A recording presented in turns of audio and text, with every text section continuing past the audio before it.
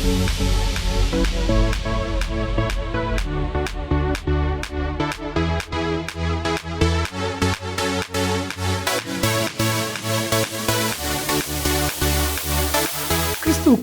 மிகவும் பிரியமானவர்களே, திருமறை தியானம் இந்த நிகழ்ச்சியை நமக்கு வழங்குகிற மதிப்பிற்குரிய டாக்டர் ரெவரண்ட் பால்ராஜ் அதிசயமணி ஐயா மும்பை பட்டணத்தில் மெத்தடிஸ்ட் திருச்சபையினுடைய போதகராய் பணியாற்றி இறைபணியை செய்தவர்கள்.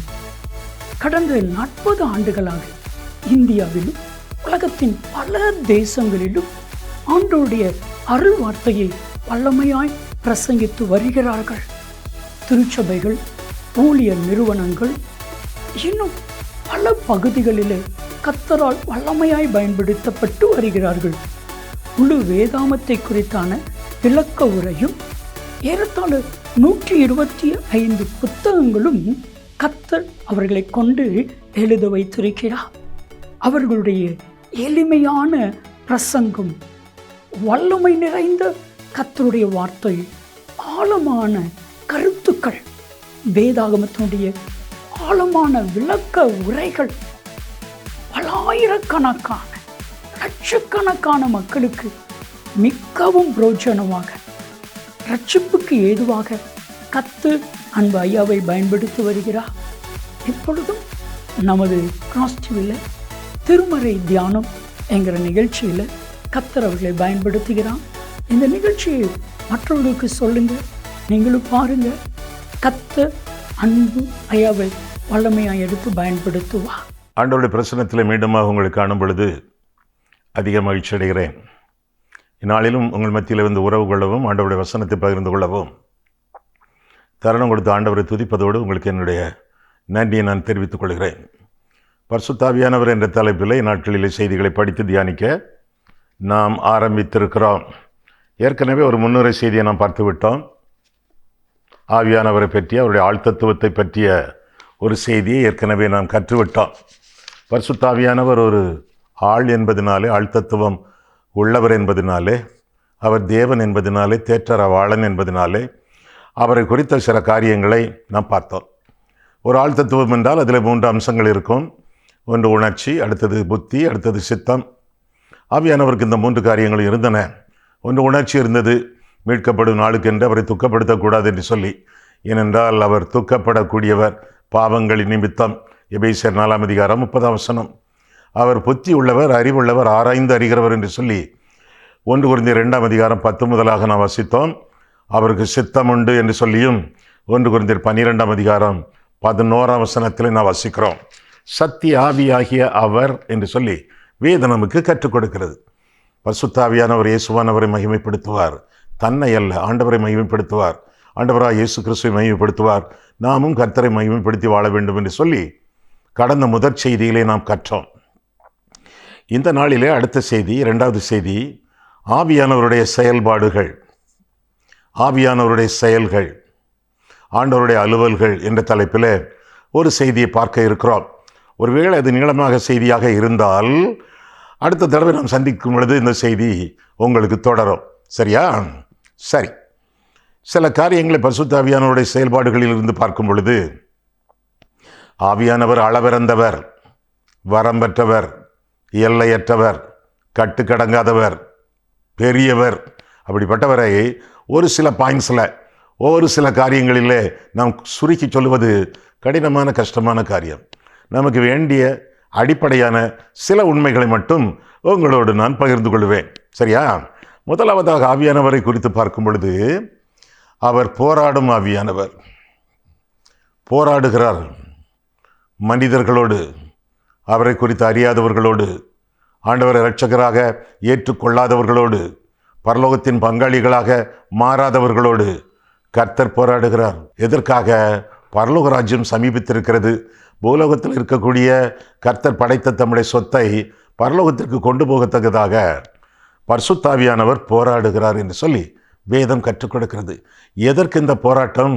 மனிதர்கள் பாவத்தில் விழுந்து சின்ன பின்னமாக அவருடைய வாழ்க்கை சீரழிந்து கொண்டிருக்கும் பொழுது கர்த்தருடைய ஆவியானவர் தாங்கவே முடியவில்லை. அவருடைய சாயல் பாவம் செய்கிறதே. அவர் சாயலினை உருவாக்கப்பட்டவர்கள் பாவம் செய்து துரோகம் பண்ணி தேவனுக்கு விரோதமாக வாழ்ந்து கொண்டிருக்கிறார்களே, போராடுகிறார். அவர்களை எல்லாம் மீட்டெடுப்பதற்காக. பாருங்கள், ஆதியாகமம் 6ஆம் அதிகாரத்திலே பார்க்கும் பொழுது, ஆதியாகமம் 6ஆம் அதிகாரத்திலே மனுஷர் பூமியின் மேல் பெருக துவக்கி அவர்களுக்கு குமாரத்திகள் பிறந்தபோது தேவகுமாரர், யார் அந்த தேவகுமாரர்? தேவதூதர்களோ, விழுந்து போன தேவதூதர்களோ, பிசாசுகளோ, அல்லது சேத்தின் சந்ததியாரோ? பலவிதமான யூகங்கள் சொல்லப்பட்டிருக்கின்றன. தேவகுமாரர் மனுஷகுமாரத்திகளை அதிக சௌந்தரியம் உள்ளவர்கள் என்று கண்டு. அப்படின்னா நான் நினைப்பதெல்லாம் விழுந்து போன தேவதூதர்கள், பிசாசுகள் என்று நான் அறிகிறேன். தேவகுமாரர் மனுஷகுமாரத்திகளை அதிக சௌந்தரியம் உள்ளவர்கள் என்று கண்டு அவர்களுக்குள்ளே தங்களுக்கு பெண்களை தெரிந்து கொண்டார்கள். அப்பொழுது கர்த்தர், என் ஆவி என்றைக்கு மனுஷனோடே போராடுவதில்லை. ஆவியானவர் போராடுகிறார் என்று சொல்லி வேதத்திலிருந்து விளங்கி கொள்கிறோம். 3ஆம் வசனம் மீண்டும், அப்பொழுது கர்த்தர், என் ஆவி என்றைக்கு மனுஷனோடே போராடுவதில்லை, அவன் மாம்சந்தானே, அவன் இருக்க போகிற நாட்கள் 120 வருஷம் என்றார். ஐயா, 120 வருஷத்துக்கு மேலே வாழ்ந்திருக்காங்களே, அது கிருபை, இது சட்டம். அவன் இருக்க போகிற நாட்கள் 120 வருஷம் என்றார். அந்நாட்களிலே ராட்சதர் பூமியிலே இருந்தார்கள். பின்பு தேவகுமாரர் மனுஷகுமாரத்திகளோட கூடுகிறதினால் இவர்கள் அவர்களுக்கு பிள்ளைகளை பெற்ற பொழுது ராட்சதர்களெல்லாம் இந்த சரியற்ற முறையற்ற பாவம் மிகுந்த சேர்க்கையினாலே ராட்சதர்கள் பிறந்தார்கள் என்று சொல்லி இந்த கருத்துக்களில் இருந்து நாம் புரிந்து கொள்கிறோம். போராடும் ஆவியானவர். என்ன போராட்டம்? பாவத்திலிருந்து மனம் திரும்பு, பரிசுத்தமாக உன்னை காத்துக்கொள், பரலோக ராஜ்யத்திற்கு ஆயத்தப்படு. அதற்கு ஒரே வழி, ஒரு வழி அல்ல, ஒரே வழி, ஆண்டவராக இயேசு கிறிஸ்து அவரை ஏற்றுக்கொள் என்று சொல்லி போராடக்கூடிய காரணங்களை நாம் கற்றுக்கொள்ளலாம். யோவான் 16ஆம் அதிகாரம் பாருங்கள். யோவான் 16ஆம் அதிகாரத்திலே நாம் பார்க்கையிலே பரிசுத்தாவியானவர் இன்னும் எப்படி போராடுகிறார், தனிப்பட்ட ஒரு மனிதனோடு கர்த்தர் எப்படி போராடுகிறார் என்று சொல்லி வேதத்திலே நாம் பார்க்கிறோம். யோவான் 16ஆம் அதிகாரத்திலே நாம் பார்க்கும் பொழுது 7ஆம் வசனம் முதல், யோவான் 16:7 முதல், நான் உங்களுக்கு உண்மையை சொல்லுகிறேன். யாரு? இயேசு கிறிஸ்து. அவர்தானே உண்மை, வழியும் சத்தியம், சத்தியமும் ஜீவனுமாய் இருக்கிறார். அவரே சொல்லுகிறார், நான் உங்களுக்கு உண்மையை சொல்லுகிறேன், நான் போகிறது உங்களுக்கு பிரயோஜனமாக இருக்கும். பரமண்டலத்துக்கு கர்த்தர் போகிறார், நான் போவது உங்களுக்கு பிரயோஜனமாக இருக்கும். நான் போகாதிருந்தால் தேற்றரவாளன், அது யாரு? பரிசுத்தாவியானவர். தேற்றரவாளன் உங்களிடத்தில் வரார். நான் போவேனே ஆகில் அவர் உங்களிடத்திற்கு அனுப்புவேன். அனுப்புனா அவர் என்ன செய்வார்? போராடுவார். என்ன போராட்டம் பாருங்கள். 8ஆம் வசனத்திலே யோவான் 16:8 முதல், அவர் வந்து பாவத்தை குறித்தும் நீதியை குறித்தும் நியாய தீர்ப்பை குறித்தும் உலகத்தை கண்டித்து உணர்த்துவார். அநேக ஊழியக்காரர்களை பார்க்கிறோமே, ஆறுதல் படுத்துகிறார்கள், அற்புதங்களை பற்றி சொல்கிறார்கள், ஆதரவு கொடுக்கிறார்கள், கண்ணீரோடு வருகிறவர்களை மாய்மாலமான கண்ணீரை துடைத்தவர்களை அனுப்புகிறார்கள், ஆறுதலின் தெய்வத்தை அறிவிக்கிறார்கள். கண்டித்து உணர்த்தின மாதிரி தெரியலையே. Turn, if not you will burn என்று சொல்லவில்லையே. மனம் திரும்புங்கள், பரலோக ராஜ்யம் சமீபித்திருக்கிறது, ஆண்டவரை நீங்கள் ஏற்றுக்கொள்ளாவிட்டால் அக்கினியில் அழியப் போகிறீர்கள் சொல்லவில்லையே. எல்லாரும் ஆறுதல் படுத்தி படுத்தி அற்புதங்களை பற்றி பேசி பேசி காணிக்கைகளை சுரண்டிக் கொள்ளுகிறார்களே ஒழிய கர்த்தருடைய போராட்டம் அவருடைய வாயிலே இல்லையே, கர்த்தருடைய அறிவுரைகள் இல்லையே, கர்த்தருடைய எச்சரிப்புகள் இல்லையே. மீண்டும் அந்த வசனங்கள் 8, அவர் வந்து பாவத்தை குறித்தும் நீதியை குறித்தும் நியாய தீர்ப்பை குறித்தும் உலகத்தை கண்டித்து உணர்த்துவார். வேதத்திலே கண்டித்து உணர்த்தக்கூடிய சரியான ஒரு நூல் வெளிப்படுத்துகிற விசேஷம். பார்த்து படியுங்கள். படிக்க படிக்க பரவசம் உண்டாகாது, பயம் உண்டாகும். அந்த பயம் உங்களை மனம் திரும்புதலுக்கு ஏற்ப ரட்சிப்புக்கு ஏதுவாக உங்களை நடத்தும். மீண்டும் 8ஆம் வசனம், அவர் வந்து பாவத்தை குறித்தும் நீதியை குறித்தும் நியாய தீர்ப்பை குறித்தும் உலகத்தை கண்டித்து உணர்த்துவார். அவர்கள் என்னை விசுவாசியாதபடியினாலே பாவத்தை குறித்தும், நீங்கள் இனி என்னை காணாதபடிக்கு நான் என் பிதாவினிடத்திற்கு போகிறபடியினாலே நீதியை குறித்தும், இந்த உலகத்தின் அதிபதி பிசாசு, இந்த உலகத்தின் அதிபதி நியாயந்தீர்க்கப்பட்டதினாலே நியாய தீர்ப்பை குறித்தும் கண்டித்து உணர்த்துவார் என்று சொல்லி வேதத்தில் வாசிக்கிறோம். ஆவியானவருடைய போராட்டம், அதற்கு காரணம் என்ன? மக்கள் மனம் திரும்புவதற்காக. செய்திகளிலே இந்த போராட்டம் காணப்பட வேண்டும். சும்மா மக்களை எல்லாம் மயக்கக்கூடிய அளவில் கதை சொல்லி கற்பனைகளை பண்ணி உங்களுடைய காரியங்களை மட்டுமே அறிவித்து, உங்களுடைய அற்புதங்கள், நீங்கள் செய்த அடையாளங்கள், அல்லது உங்களுடைய அயல்நாட்டு பயணங்கள், அல்லது உங்கள் அரசியல் வார்த்தைகள், இவற்றையே பேசி பேசி ஜனங்களை என்கரேஜ் பண்ணாதிருங்கள், உற்சாகப்படுத்தாதிருங்கள். பாவத்தை குறித்தும் நீதியை குறித்தும் நியாய தீர்ப்பை குறித்தும் கண்டித்து உணர்த்துங்கள். ஐயா பயந்துருவாங்க, ஐயா பயப்படட்டுமே, பயப்படட்டுமே ஐயா. அவர்கள் எரிச்சல் படுவார்கள் ஐயா, எங்களை விட்டு ஒதுங்கி விடுவார்கள் ஐயா. ஆமா, விரியன் பாம்பு குட்டிகளே அப்படின்னு சொன்னா யார் நிப்பாங்க? சொல்லுங்க. யோவான் ஸ்நானன் சொன்னான், ஆண்டவராய் இயேசு கிறிஸ்து சொன்னார், பாவத்தை குறித்தும் நீதியை குறித்தும் கண்டித்து உணர்த்துங்கள்.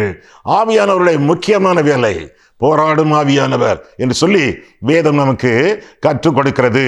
சரி, மனம் திரும்புவதற்கு என்னென்ன காரணிகளை வேதம் நமக்கு கற்றுக் கொடுக்கிறது? என்னென்ன காரணிகளை வேதம் நமக்கு அறிவிக்கிறது? எதற்கு வேதம்? வேத வாக்கியங்கள் எல்லாம் ஆவியானவராலே அருளப்பட்டிருக்கிறது. பரிசுத்த ஆவியானவருடைய சில ஆலோசனைகள், சில போராட்டங்கள், அவற்றை குறித்து இப்பொழுது பார்க்க போகிறோம். முதலாவதாக, போராடும் ஆவியானவர், தூய ஆவியானவர், பரிசுத்த ஆவியானவர் போராடி கொண்டிருக்கிறார். அவர்களிடத்திலே மட்டுமல்ல, ஆதியாகமம் 6ஆம் அதிகாரத்திலே மட்டுமல்ல, இன்றைக்கும் உங்களிடத்திலே போராடி கொண்டே இருக்கிறார். குறிப்பிட்ட பாவத்திலே, குறிப்பிட்ட இச்சையிலே, குறிப்பிட்ட களவிலே, குறிப்பிட்ட துன்மார்க்கத்திலே ஈடுபட்டு வாழ்கிறவர்களை மனம் திரும்பு என்று சொல்லி ஆண்டவர் சொல்லிக் கொண்டே இருக்கிறார். எதற்காக மனம் திரும்ப வேண்டும்? நமக்காகத்தான். மனம் திரும்பி ஆண்டவரை இரட்சகராக ஏற்றுக்கொண்டால் பரலோகத்திற்கு நாம் செல்வதற்கு வாய்ப்பு உண்டு. முதலாவதாக தூய ஆவியானவருடைய போராட்டம். இரண்டாவதாக தேவ தயவு.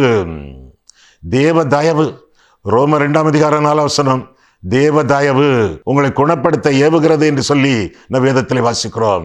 தேவன் கிருபையாக இருக்கிறார். மனம் திரும்பு என்று சொல்லி அவருடைய தயவு நம்மிடத்தில் மன்றாடுகிறது. எனவே அவருடைய போராட்டத்தை பொருட்படுத்தி மனம் திரும்ப வேண்டியது நம்முடைய கடமை ஆகும். தயவை வீணடித்து விட்டோம் என்றால், தயவை அல்ல தட்டி விட்டோம் என்றால் தளர்வு நம்முடைய வாழ்க்கையிலே குறைந்து போவோம், மட்டமாக மாறிவிடுவோம். எனவே இந்தவருடைய சத்தத்தை கேட்பீர்களாகில், வனாந்தரத்தில் கோபம் ஊட்டின போதும் சோதனை நாளிலும் நடந்தது போல உங்கள் இருதயத்தை கடினப்படுத்தாமல் தேவ தயவை பொருட்படுத்தி ஆண்டவரிடத்திலே கெட்டிச் சேர்வோம். தேவ தயவு உங்களுக்கு உண்டு, ஆண்டவருடைய கிருபை உங்களுக்கு உண்டு, ஆண்டவருடைய இரக்கம் உங்களுக்கு உண்டு, ஆண்டவருடைய நீடிய பொறுமை உங்களுக்கு உண்டு. எனவே கொடுக்கப்பட்ட காலத்திலே, குறைந்தபட்ச நாட்களிலே பாவத்திலிருந்து மனம் திரும்பி ஆண்டவரை இரட்சகராக ஏற்றுக்கொண்டு வாழ வேண்டியது நம்முடைய கடமை என்று சொல்லி வேதம் நமக்கு கற்றுக் கொடுக்கிறது. இன்னும் மூன்றாவதாக நாம் பார்க்கும் பொழுது கொரிந்தியர்களை நாம் காண்கிறோம். 2 கொரிந்தியர் 7ஆம் அதிகாரத்தை நாம் பார்க்கையிலே அங்கேயும் ஆண்டவருடைய போராட்டத்தின் சில லட்சணங்களை, சில அறிகுறிகளை, சில அம்சங்களை நாம் பார்க்கலாம். எப்படி? 2 கொரிந்தியர் 7ஆம் அதிகாரம் அதில் பார்க்கும் பொழுது தேவனுக்கேற்ற துக்கம் நாம் கொண்டாட வேண்டும். முதலாவதாக தூய ஆவியானவருடைய செயலாற்றுதல், இரண்டாவதாக தேவனுடைய தயவு, மூன்றாவதாக தேவனுக்கேற்ற துக்கம். எங்க? 2 கொரிந்தியர் 7ஆம் அதிகாரம் பாருங்கள். 2 கொரிந்தியர் 7:9 முதல். வேதம் உங்களுடைய கையில் இருக்க வேண்டும், மடியில் இருக்க வேண்டும், மேஜையில் இருக்க வேண்டும், ஒரு குறிப்பு புத்தகமும் இருக்க வேண்டும். இந்த குறிப்புகளெல்லாம் இன்றைக்கு மட்டுமல்ல, நாளைக்கும் நாளடைவிலும் உங்களுக்கு பிரயோஜனமாக இருக்கும். இந்த குறிப்புகளெல்லாம் உங்களுடைய நண்பர்கள், உங்கள் வட்டாரம், அதில் உள்ள மக்கள், அவர்களுக்கெல்லாம் பிரயோஜனமாக இருக்கும். அப்படியே களைந்து விடாதிருங்கள், எடுத்துக்கொள்ளுங்கள். இந்த மாதிரி செய்திகள் உங்களுக்கு கிடைப்பது அபூர்வம். எனவே பெற்ற நன்மைகளை கற்றுக்கொள்வதோடு மட்டுமல்ல, குறிப்படுத்தி வைத்துக் கொள்ளுங்கள். பிற்றைய நாட்களிலே அவை பயனளிக்கும். அவை மூலமாக மற்றவர்களும் பயன் பெறுவார்கள். சரி, 2 கொரிந்தியர் 7ஆம் அதிகாரத்திலே பார்க்கும் பொழுது 9 முதல், இப்பொழுது சந்தோஷப்படுகிறேன், நீங்கள் துக்கப்பட்டதற்காக அல்ல, மனம் திரும்புவதற்கு ஏதுவாக துக்கப்பட்டதற்காகவே சந்தோஷப்படுகிறேன். நீங்கள் ஒன்றிலும் எங்களால் நஷ்டப்படாதபடிக்கு தேவனுக்கேற்ற துக்கம் அடைந்தீர்களே. 10, தேவனுக்கேற்ற துக்கம் பின்பு மனஸ்தாபப்படுகிறதற்கு இடமில்லாமல் ரட்சிப்புக்கு ஏதுவான மனம் திரும்புதலை உண்டாக்குகிறது. லௌகீக துக்கம்னா உலக பிரகாரமான துக்கம், உலகத்தின் காரியங்களுக்கான துக்கம். லௌகீக துக்கமோ மரணத்தை உண்டாக்குகிறது. தேவனுக்கேற்ற துக்கம், லௌகீக துக்கம்.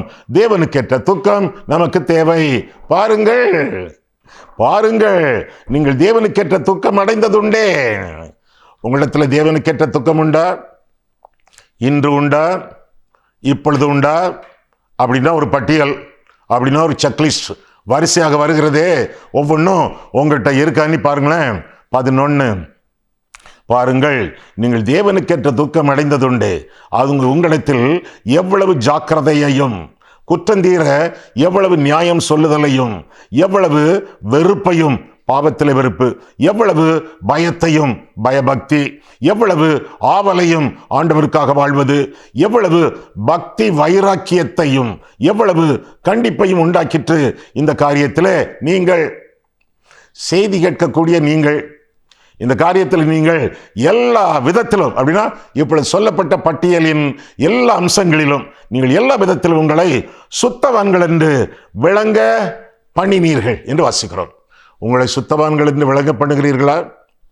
மீண்டுமாக அந்த வசனத்தை நீங்கள் ஒரு தடவை வாசியுங்களேன். செக்லிஸ்ட் போல அதில் சொல்லப்பட்ட ஒவ்வொரு உண்மைகளும் உங்களுடைய வாழ்க்கையில் காணப்படுகின்றனவா என்பதை நீங்கள் உய்த்துணர்ந்து பார்த்து, உங்களை ஆராய்ந்து ஜீவித்து, வேதனை உண்டாக்கு வழி உங்களிடத்தில் உண்டோ என்று பார்த்து, நித்திய வழியிலே கர்த்தர் உங்களை நித்தமும் நடத்தத்தக்கதாக உங்களையே நீங்கள் நிதானித்து பாருங்களேன், சோதித்து பாருங்களேன். தேவனுக்கேற்ற துக்கம். இதுவரை 3 காரியங்களை பார்த்தோம். மனம் திரும்புவதற்கு பரிசுத்த ஆவியானவர் நம்முடைய வாழ்க்கையிலே பயன்படுத்தக்கூடிய காரணிகள். முதலாவதாக தூய ஆவியின் போராட்டம், 2வதாக தேவ தயவு, 3வதாக தேவனுக்கேற்ற துக்கம், 4வதாக திருமறை வேத புத்தகம், தேவனுடைய வசனம். 4வதாக நம்மை உருவாக்குகிறது, உயிர்ப்பிக்கிறது, ஊன்ற கட்டுகிறது, உபயோகிக்கிறது. எப்படி? தேவனுடைய வசனம், கர்த்தருடைய வசனம். தேவனுடைய வசனம் மரித்தவர்களை உயிர்ப்பிக்கிறது. தேவனுடைய வசனமோ குறைவற்றதும் ஆத்துமாவை உயிர்ப்பிக்கிறதுமாய் இருக்கிறது என்று சொல்லி வேதத்தில் வாசிக்கிறோம். செத்தவர்களுக்கு ஜீவன் கொடுக்கிறது. கெட்டவர்களை நல்லவர்களாக்க ஆண்டவர் வரவில்லை, செத்தவர்களுக்கு ஜீவன் கொடுக்க ஆண்டவர் வந்தார். அந்த ஜீவனை கொடுப்பது ஆண்டவராக இயேசு கிறிஸ்து. அந்த ஜீவன் வேதத்தின் வழியிலே நமக்கு கிடைக்கப் பெறுகிறது. யாருக்கு ஓட்டு போட போறீங்க? சும்மா சொல்லுங்களேன். யாருக்கு ஓட்டு போட போகிறீங்க? ஜீவன் உள்ளவர்களுக்கு போட போறீங்களா? செத்தவர்களுக்கு போட போறீங்களா? ஆண்டவராக இயேசு கிறிஸ்து தேவனுடைய குமாரனை உடையவன், ஜீவனை உடையவன். தேவனுடைய குமாரன் இல்லாதவன் ஜீவன் இல்லாதவன், செத்தவர்களுக்கு ஓட்டு போடாமல் ஜீவன் உள்ளவர்களுக்கு ஓட்டு போட, ஆண்டவருடைய பிள்ளைகளுக்கு ஓட்டு போட வேதம் கற்றுக் கொடுக்கிறது. ஜாக்கிரதையாக இருங்கள். வாக்கு கொடுத்து விட்டோமே, பணம் வாங்கி விட்டோமே, போட்டுத்தானே ஆகணும். சொல்லுக்கு கர்த்தருக்கு கொடுத்த வாக்கை நிறைவேற்ற வேண்டவே வேண்டாம். ஜீவன் உள்ளவர்களுக்கு உங்களுடைய வாக்குகளை நீங்கள் அணியுங்கள். ஐயா, கொடுத்த வாக்கை நான் மீறலாமா? கர்த்தருக்கு பிரியமில்லை என்றால் மீறலாம். நீங்கள் பிள்ளையை கண்டு அட்ரஸ் என்கிட்ட கொண்டு வாங்க, நான் அந்த பிள்ளையை தரிசிக்க வேண்டும் என்று ஏரோது சொன்னது போல, மத்தேயு 2ஆம் அதிகாரத்திலே அவன் சொன்னதற்கு சாஸ்திரிகள் கீழ்ப்படியவில்லையே. ஒருவேளை ஆமா என்று தலையாட்டி கொண்டு சென்றிருக்கலாம். ஆனால் போன இடத்திலே சொப்பனத்திலே எச்சரிக்கப்பட்டு அவர்கள் ஏரோது இடத்திலே திரும்பி போகாமல் வேறு வழியாய் திரும்பி போனார்கள் என்று சொல்லி வேதத்திலே வாசிக்கிறோமே. வேதத்திற்கு ஒவ்வாத, திருச்சபைக்கு ஏற்காத, போதகர்களுக்கு சம்மதம் இல்லாத காரியங்களை வாக்குத்தத்தம் பண்ணி இருப்பீர்கள் என்றால், அதிகாரிகளுக்கு, அமைச்சர்களுக்கு, அரசியல் தலைவர்களுக்கு திருமண காரியங்களிலே கூட தப்பான வாக்குறுதிகளை நீங்கள் கொடுத்திருப்பீர்கள் என்றால், உங்கள் காதலர்களுக்கு, உங்கள் காதலிகளுக்கு வேதத்திற்கு புறம்பான வாக்குறுதிகளை கொடுத்து வைத்திருப்பீர்கள் என்றால் மீறுங்கள். ஆண்டவரே, அவசர அவசரமாக நான் கொடுத்த வாக்குத்தத்தங்களுக்காக, வாக்குறுதிகளுக்காக என்னை மன்னியும் ஆண்டவரே என்று சொல்லுங்கள். இயேசு கிறிஸ்துவின் ரத்தம் சகல பாவங்களை நீக்கி நம்மை சுத்திகரிக்குமே. ஆண்டவருடைய ரத்தத்தினால் உண்டாகும் ரட்சிப்பை, சுத்திகரிப்பை நீங்கள் பெற்றுக்கொண்டு ஆண்டவர் காட்டக்கூடிய வழியிலே, ஆண்டவருடைய பாதையிலே தொடர்ந்து செல்லுங்கள். கர்த்தர் உங்களை ஆசீர்வதித்து உங்களை காக்க கடவர். முதலாவதாக தூய ஆவியானவர், இரண்டாவதாக தேவ தயவு, மூன்றாவதாக தேவனுக்கேற்ற தூக்கம், நான்காவதாக திருமறை அல்லது தேவனுடைய வசனம், ஐந்தாவதாக திருப்பணியாளர். விசுவாசிகள், ஆண்டவருடைய ஊழியக்காரர்கள், அவர்கள் நம்மோடு போராடுகிறார்களே, தம்பி மனம் திரும்பு, ஆண்டவரை ரட்சகராக ஏற்றுக்கொள் என்று சொல்லி எத்தனை ஊழியக்காரர்கள் நம்மிடத்தில் தயவாய் கேட்டுக்கொள்கிறார்கள் அல்லது எச்சரிக்கிறார்கள். அந்த எச்சரிப்புகளுக்கெல்லாம், அந்த போதனைகளுக்கெல்லாம் கீழ்ப்படிந்து கர்த்தரை ரட்சகராக ஏற்றுக்கொள்ள வேண்டியது நம்முடைய கடமை. யோனா ஒரே ஒரு மனுஷன் எச்சரித்து போதித்தானே, நினிவேக்கு விரோதமாக நீ தீர்க்க தரிசனம் சொல்லு, நினிவேக்கு விரோதமாக நீ பேசு என்று ஆண்டவர் கட்டளை கொடுத்திருந்தாரே. சுவிசேஷம் சொல்லு நீ சொல்லலையே, ஆதரவா பேசு நீ சொல்லலையே, அரவணைப்போடு பேசு நீ சொல்லலையே, நற்செய்தி வழங்க அப்படின்னு சொல்லலையே, நினிவேக்கு விரோதமாய் பேசு அப்படின்னு சொன்ன பொழுது யோவான் பேசினானே, ஐயா நான் ஒருத்தன் பேசி என்னையாகும்? யோனா ஒருத்தன் தானே, அவன் பேசினானே, நினிவே நகரமே மனம் திரும்பியது என்று சொல்லி வேதத்திலே வாசிக்கிறோமே. மனிதர்கள் மட்டுமல்ல, மிருகங்கள் கூட உபவாசம் பண்ணின என்று சொல்லி வேதத்திலே வாசிக்கிறோமே. நோவா பேசினான், பல வருஷங்கள் பேசினான், மனம் திரும்ப பேசினான். ஜலப்பிரளயம் வரப்போகிறது என்று பேசினால் விளைவுகள் இல்லை. ஒரு கூட்டத்திலே விளைவுகள் இல்லை, இன்னொரு கூட்டத்திலே விளைவுகள் உண்டு. ஆனால் சொல்ல வேண்டியது நம்முடைய கடமை, வெல்ல வேண்டியது ஆண்டவருடைய கடமை. அறிக்கை செய்வது நம்முடைய வேலை, ஆதாயம் பண்ணுகிறது அவருடைய வேலை. ஒரு கூட்டத்திலே எழுப்புதல், இன்னொரு கூட்டத்திலே எதிர்ப்பு. சொல்லுங்கள். அப்போஸ்தலர் 2 பேதுரு பிரசங்கம் பண்ணினான், பரிசுத்த ஆவியானவரால் நிரப்பப்பட்டவன். எழுப்புதல், 3000 பேர் ரட்சிக்கப்பட்டார்கள். அப்போஸ்தலர் 7 ஸ்தேவான் பிரசங்கம் பண்ணினான், பரிசுத்த ஆவியானவருடைய நிறைவினால் பிரசங்கம் பண்ணினான். பெரிய எதிர்ப்பு, கல்லறிந்து கொண்டு போட்டார்கள். ஒரு கூட்டத்திலே எதிர்ப்பு, ஒரு கூட்டத்திலே எழுப்புதல், இடையிலே ஆவியானவர். 2 இடங்களிலும் கிரியை செய்யக்கூடிய ஆண்டவர். ஒரு கூட்டத்திலே எதிர்ப்பையும் இன்னொரு கூட்டத்திலேயே எழுப்புதலையும் கட்டளையிடக்கூடியவர்.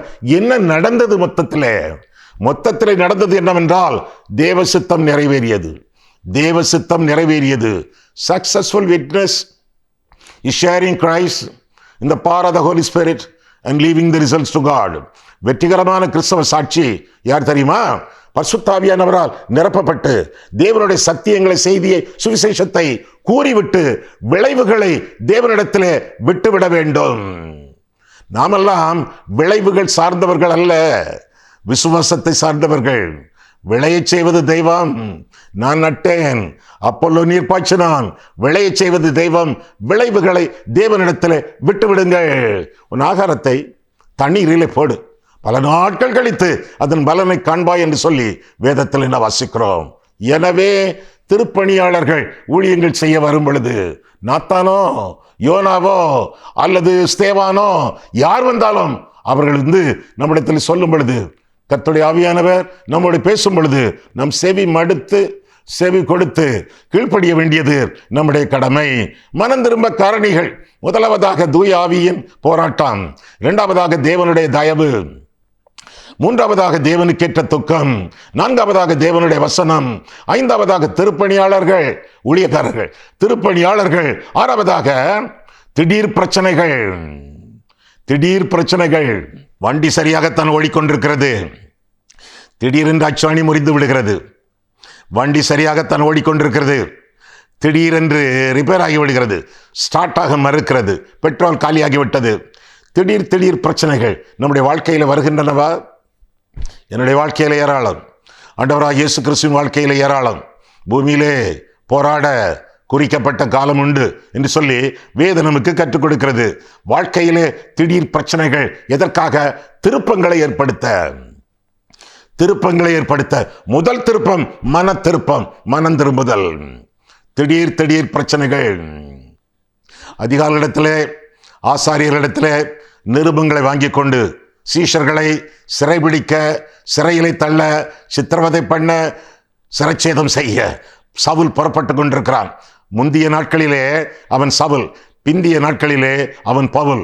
மூர்க்க வெறி கொண்டு, மார்க்க வெறி கொண்டு தமஸ்குவை நோக்கி அவன் சென்று கொண்டிருக்கிறான். குதிரையிலே சென்றானோ, குதிரை வண்டியிலே சென்றானோ தெரியாது, சென்று கொண்டிருக்கிறான். திடீர் பிரச்சனை, கீழே தள்ளப்பட்டான். முட்டிலே மூக்கிலே காயம், ரத்தம் ஒழுகுகிறது, கண்கள் குருடாகிவிட்டன, பசி, மயக்கம், அவமானம். 2-3 பேர் அவனை கையிலாக கொடுத்து தூக்கக்கூடிய அளவிலே அவன் காணப்பட்டான். திடீர் என்று பிரச்சனைகள். எதற்கு? சவுல் பவுலாக மாற வேண்டும். அதற்கு கர்த்தருக்கு சொந்தமாக வேண்டும். அவருடைய ஊழியத்தை செய்ய வேண்டும். அவருடைய தெரிந்து கொள்ளப்பட்ட பாத்திரமாக விளங்க வேண்டும். அதற்கு திடீர் பிரச்சனைகள் எதற்கு? திருப்பங்களை ஏற்படுத்துவதற்காக. நம்முடைய வாழ்க்கையிலே திடீர் பிரச்சனைகள் வருகின்றன. குடும்பத்திலே பிரச்சனைகள் வருகின்றன. பிள்ளை ஓடி விடுகிறது, கஜானா காலி ஆகிறது, அங்கே பேங்க் பேலன்ஸ் இன்று தீர்த்து வைக்கிறோமே அதை யாரோ கொள்ளையடித்து விட்டு போய்விட்டார்கள். வீடு ஒழுகுகிறது, திடீரென்று அதன் மேல் இடி விழுந்ததினாலே வியாபாரத்தில் நஷ்டம் திடீரென்று வந்து சேர்கிறது. திடீர் பிரச்சனைகள். ஆக்சிடென்ட்ல, விபத்திலே கூட மாட்டிக்கொண்டோம். 2 கால்கள் முறிந்து விடுகின்றன. நன்றாகத்தான் இருந்தோம். திடீரென்று இந்த விதமான காயங்கள் ஏற்பட்டு விடுகின்றன. எதற்காக? திருப்பங்கள். வாழ்க்கையிலே திருப்பங்கள் ஏற்படுத்தப்படத்தக்கதாக நாம் பரிசுத்தம் உள்ளவர்களாக வேண்டும் என்பது தேவனுடைய சித்தம். இந்த அவருடைய சித்தம் நிறைவேறத்தக்கதாக சிக்ஷைகளை ஆண்டவர் நம்முடைய வாழ்க்கையிலே அனுமதிக்கிறார் என்று சொல்லி வேதத்திலே வாசிக்கிறோம். உலகத்தோரோடு நாம் நியாயந்திருக்கப்படாதபடிக்கு இந்த உலகத்திலேயே நாம் சிக்ஷிக்கப்படுகிறோம் என்று சொல்லி 1 கொரிந்தியர் 11:32 நாம் வாசிக்கிறோம். திடீர் பிரச்சனைகள் நம்முடைய வாழ்க்கையில சந்திக்கும் பொழுது, ஏன் எனக்கு எப்படி நடந்துச்சு என்று சொல்லாமல் பவுல் சொன்னானே, ஆண்டவரே நான் என்ன செய்ய சித்தமாக இருக்கிறீர் என்று சொல்லி ஆண்டோடைய சித்தத்தை கேட்டு அறிந்து அவருடைய சித்தத்தின் நடுவில் ஜீவிக்க நாம் அழைக்கப்படுகிறோம். வேதத்தின் மூலமாக ஆண்டவர் பேசுவார், மனசாட்சி மூலமாக ஆண்டவர் பேசுவார், ஊழியக்காரர்கள் மூலமாக ஆண்டவர் பேசுவார். ஆண்டவர் பேசும் பொழுது அந்த பேச்சுக்கு செவிமடுத்து ஆண்டவருக்கு நம்முடைய வாழ்க்கையை ஒப்புக் கொடுத்து வாழ வேண்டியது நம்முடைய கடமையாகும். இன்னொரு காரியத்தையும் பார்த்து விடுவோமே. அப்போஸ்தலர் 17 அதிகாரத்தில் பார்க்கும் பொழுது மனம் திரும்புவதற்குரிய மற்றொரு காரணி அங்கே சொல்லப்பட்டிருக்கிறது. 30ஆம் வசனம் முதல், அறியாமையுள்ள காலங்களை தேவன் காணாதவர் போல் இருந்தார். இப்பொழுதும் மனம் திரும்ப வேண்டும் என்று எங்குமுள்ள மனுஷருக்கும் கட்டளை இடுகிறார். எல்லாருக்கும், எங்குள்ள மனுஷருக்கும், இந்தியா, சிங்கப்பூர், மலேசியா, சிலோன், எங்குமுள்ள மனுஷருக்கும் கட்டளை இடுகிறார். மேலும் ஒரு நாளை குறித்திருக்கிறார். அதிலே அவர் தாம் நியமித்த மனுஷனை கொண்டு, அது யார்? ஆண்டவராய் இயேசு கிறிஸ்து நியமித்த மனுஷனை கொண்டு பூலோகத்தை நீதியாய் நியாயந்தீர்ப்பார் என்று எழுதியிருக்கிறது. திட்டவட்டமான நியாய தீர்ப்பு, வையகத்தை நடுத்தீர்க்க ஆண்டவராய் இயேசு கிறிஸ்து வரப்போகிறார் என்ற உண்மை வேதத்திலே காணப்படுகிறது. நியாய தீர்ப்பு உண்டு, அதற்கு தப்பவே முடியாது. நம்முடைய கிரியைகளை எல்லாம் ஆண்டவர் நியாயந்தீர்ப்பார். என்னென்ன பார்க்கிறோம், என்னென்ன செய்கிறோம் என்பதையெல்லாம் ஆண்டவர் பார்த்து கொண்டே இருக்கிறார். நீர் என்னை காண்கிற தேவன் அல்லவா? கிரியைகளை குறித்து நியாயந்தீர்ப்பார், நம்முடைய சொற்களை குறித்து நியாயந்தீர்ப்பார் என்று சொல்லி மத்தேயு 12 பார்க்கிறோம். கிரியைகளை குறித்து வெளிப்படுத்தும் விசேஷம் 20 பார்க்கிறோம். நம்முடைய சிந்தனைகளை குறித்து ஆண்டவர் நியாயந்தீர்ப்பார். மனுஷன் மற்றவர்களோடு இருக்கும் பொழுது அல்ல, தனியாக இருக்கும் பொழுது, தனியாக நாற்காலியில் உட்கார்ந்து சிந்தித்துக் கொண்டிருக்கும் பொழுது அதிக பாவங்களை செய்கிறான். நம்முடைய சிந்தனைகளை குறித்து ஆண்டவர் நியாயந்தீர்ப்பார். 1 கொரிந்தியர் 4ஆம் அதிகாரம். அது மட்டுமல்ல, நம்முடைய அந்தரங்கங்களை குறித்து ஆண்டவர் நியாயந்தீர்ப்பார். ரோமர் 2:16. அந்தரங்கங்கள், சீக்ரெட்ஸ். ஐயா, அந்தரங்கத்தில் செய்த பாவம் ஐயா, வெளியரங்கத்தில் செய்ததல்ல, யாரும் பார்க்காத இடத்துல செய்த பாவம் ஐயா. பஸ்ஸில், பார்க்கில், இன்னும் பலதரப்பட்ட இடங்களிலே செய்த பாவங்கள். யார் அதை பார்த்தாங்க? 5 பேர் பார்த்தாங்களே, குறைந்தது 5 பேர் பார்த்தாங்களே. பிதா பார்த்தார், குமாரன் பார்த்தார், பரிசுத்தாவி பார்த்தார், தூதர்கள் பார்த்தனர், பிசாசுகள் பார்த்தன. எந்த ஒரு பாவமும் அந்தரங்க பாவம் அல்ல, எந்த ஒரு பாவமும் வெளியரங்கமான பாவம். பாவத்திற்கு பயப்படுங்கள், பாம்போடு பழகேல் என்பது பழமொழி. பாவம் ஒரு பாம்பு மாதிரி. பயப்படுங்கள், பாவத்திற்கு விலகி ஓடுங்கள். வீட்டுக்குள்ளே பாம்பு வந்து விட்டால் என்ன செய்வீங்க? குட் மார்னிங் பாம்பு அப்படியே சொல்வீங்க? இல்ல, அதை அடிச்சு தூக்கி வெளியே போட்டாலும் இல்லையா நிம்மதியா வீட்டுக்குள்ளே இருக்க முடியாத. அதுபோல பாவத்திற்கு பயப்பட்டு பாவத்திற்கு விலகி ஓடி பாவத்துக்கு எச்சரிக்கையாக விளங்க வேண்டியது நம்முடைய கடமை. நம்முடைய பார்வைகளுக்கு நியாயத்தீர்ப்பு என்று சொல்லியும் வேதத்திலே வாசிக்கிறோம். கிரியைகளுக்கு நியாயத்தீர்ப்பு, சொற்களுக்கு நியாயத்தீர்ப்பு, யோசனைகளுக்கு நியாயத்தீர்ப்பு, இப்படியாக நம்முடைய பார்வைகளுக்கு கூட நியாயத்தீர்ப்பு என்று சொல்லி வேதம் நமக்கு கற்றுக் கொடுக்கிறது. எங்கே வாசிக்கிறோம்? பிரசங்கி பாருங்கள். பிரசங்கியின் புத்தகத்திலே பார்க்கும் பொழுது 11ஆம் அதிகாரத்தை நாம் காண்கையிலே அங்கே என்ன காரியம் சொல்லப்படுகிறது என்பதை நாம் காணும் பொழுது, பிரசங்கி 11ஆம் அதிகாரம் கடைசி வசனங்களில் நாம் பார்க்கும் பொழுது, நம்முடைய பார்வைகளுக்கு நியாயத்தீர்ப்பு, கண்ணின் காட்சிகளிலே நெஞ்சின் நினைவுகளிலே நீ நட, இவை எல்லாவற்றையும் குறித்து நியாயத்தீர்ப்பிலே ஆண்டவர் இவற்றை கொண்டு வருவார் என்று அறி என்று அங்கே சொல்லப்பட்டிருக்கிறது. கண்ணின் காட்சிகள், என்னென்ன காட்சிகளை நாம் பார்க்கிறோம்?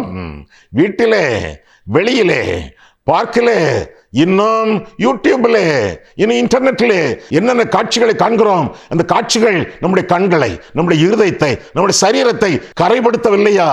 காட்சிகளுக்கு கூட நியாயத்தீர்ப்பு உண்டு என்று அறிந்து நம்முடைய பார்வைகளை கூட ஆண்டவருடைய சமூகத்தில் ஒப்பு கொடுத்து வாழ வேண்டியது நம்முடைய கடமை.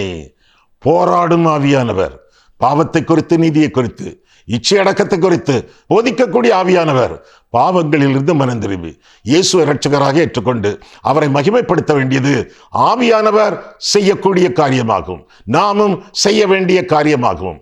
கர்த்தரை மகிமைப்படுத்துவதற்கு முதல் வழி மனம் திரும்புதல். பாவத்திலிருந்து மனம் திரும்பி இயேசுவை இரட்சகராக ஏற்றுக்கொண்டு அவருடைய சித்தத்தின் நடுவிலே ஜீவிப்பது நம்முடைய கடமையாகும்.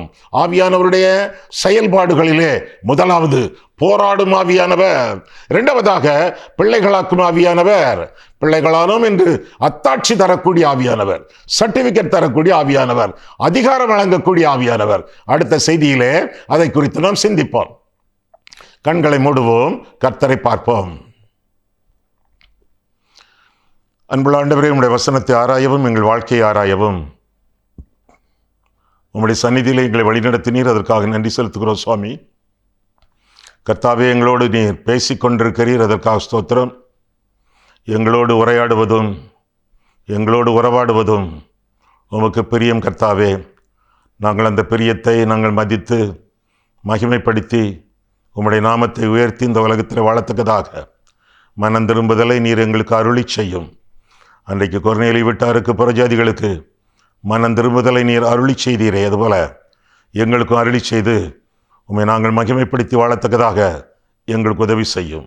எங்களோடு போராடும் ஆண்டவரே, உம்முடைய போராட்டத்தை பொருட்படுத்தி உமக்கு எங்களுடைய வாழ்க்கையை அர்ப்பணிக்க உதவி செய்யும். இயேசு கிறிஸ்துவின் நாமத்தில் ஜெபிக்கிறோம் பிதாவே, ஆமேன்.